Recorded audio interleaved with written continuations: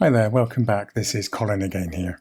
In this demo, I'll be showing you how to import data into your dataset. We support CSV files, Excel, tab separated. There's a fairly long list, but for the purposes of this demo, I'll be focusing on the Excel files. I'll be using the person dataset as before, the one we've been using throughout. You may notice the more astute amongst you that gender was previously a linked dataset. This now currently doesn't allow importing, so it will come very, very soon as well. But in the meantime, all data points must be local to this dataset. So now I've reverted it back to the text field that we did in the earlier demos. So I've got two files I'll show you. The first one is the personnel file. So it's a fairly small file. There's only 5 users there, 3 columns in the spreadsheet, single sheet, name, age, and gender. So when you import the file, it's on the Data tab. You can click on that button there, Import Data. And you can either drag the file into this area here, or you can just choose the file. So we'll choose the file, Personnel. And I've got Excel open, so it's not allowing me. Let's try again. There we go. So there's the Excel file has a header line where the columns have their names, name, age, gender. So we'll tell CloudTables that line is there. And it uses that to match the fields in the spreadsheet to the data points in the dataset. So worksheet 1, if you have multiple worksheets, you could specify a different worksheet from the first one. But for us, this is good. So it matched all these columns here, name to name, age to age. If there's a slightly different name, like maybe gender could be sex in the spreadsheet, you can just tell it to use that one there instead. So very configurable. Also, because we're writing into the existing data set, you can determine what happens to the data. So you can say import everything, which is the default, and that will just take all the records from the spreadsheet into the data set. And if there's duplicates, then you get 2 records the same. You can clear all the data and have a fresh start with the data in the file, or you can say don't import the duplicates, so it imports everything else, but not any duplicates that it finds. So we'll just say import everything.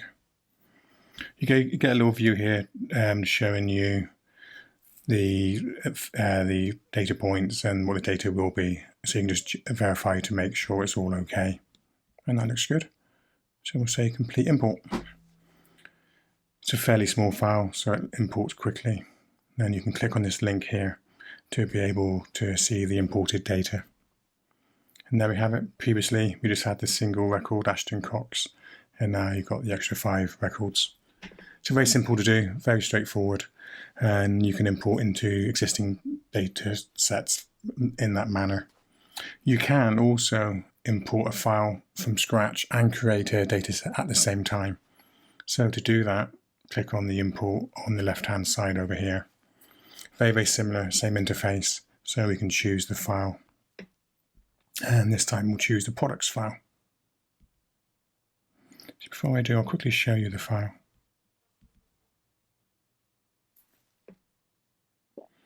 So this one is just, again, very simple, small file showing our extension search builder and 2 data tables releases in HTML with hyperlinks to the releases versions there and to the web page there and the release date.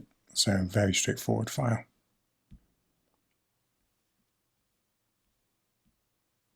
Again, there's a header line with the titles. So we'll tell CloudTables, that's the header. If there's files you don't want, you can also skip those by clicking in this column here, but we'll import all the data. So it's taken the headers from the spreadsheet and put them into here, so we've got decent names already. By default, it gives you this imported data set name here. So we can do better, so we'll call it products.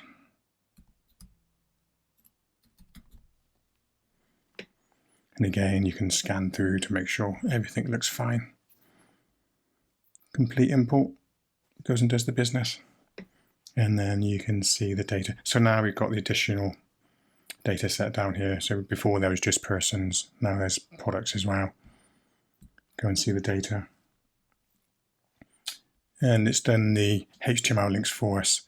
So if we open in a new tab, you can see that these links work as you'd expect. Also as well, dates work as you'd expect, because as part of the import, it recognised that was a date field and given it the date type, so the ordering is applicable for dates. And because these text lines had HTML, it's done formatting here as HTML. If we just change that to be plain single line text and go back and preview the data set again, then you can see those HTML lines are being removed. I hope that's been interesting, and I'll go on to showing you how to embed the dataset into your own pages next.